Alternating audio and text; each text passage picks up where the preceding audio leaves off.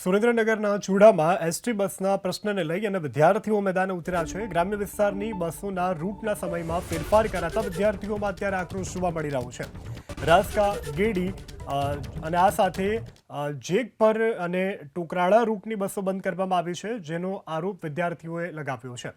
ધંધુકા, નટવરગઢ, મોજદડ અને કંથારિયા રૂટની બસો બંધ કરાઈ હોવાનો આરોપ છે। આ સાથે ભોગુપુરા, જુબાળા, કરમડ ગામની રૂટના બસના સમયમાં ફેરફાર કરાયો છે, જેને લઈ અને અપડાઉન કરતા વિદ્યાર્થીઓમાં અત્યારે ભારે રોષ જોવા મળી રહ્યો છે।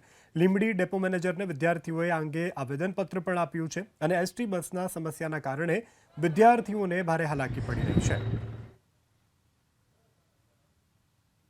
સુરેન્દ્રનગરના ચૂડામાં એસટી બસના પ્રશ્નને લઈ અને વિદ્યાર્થીઓ મેદાને ઉતર્યા છે। ગ્રામ્ય વિસ્તારની બસોના રૂટના સમયમાં ફેરફાર કરાતા વિદ્યાર્થીઓમાં અત્યારે આક્રોશ જોવા મળી રહ્યો છે।